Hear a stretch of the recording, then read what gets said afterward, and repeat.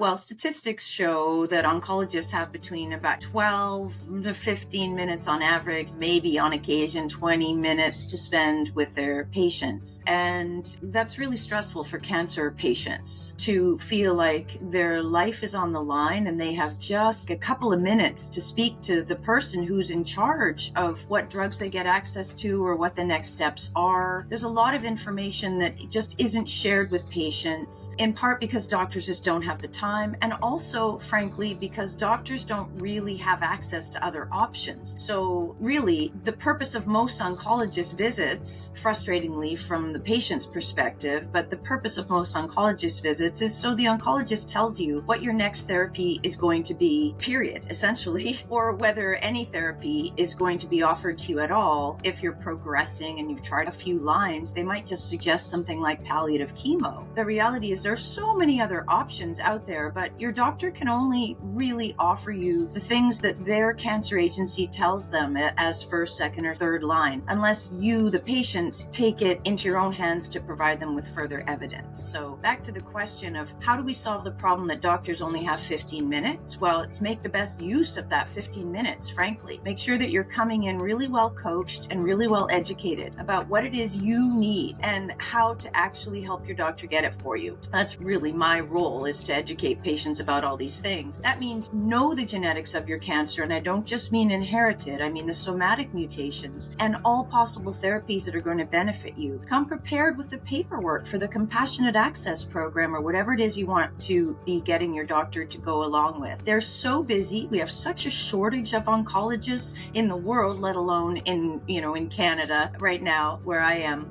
But your doctor just really doesn't have time to do a lot for you, frankly, aside from the standard of care. So come well educated, know what to say and how to say it to get them on board with the things that are going to serve you best.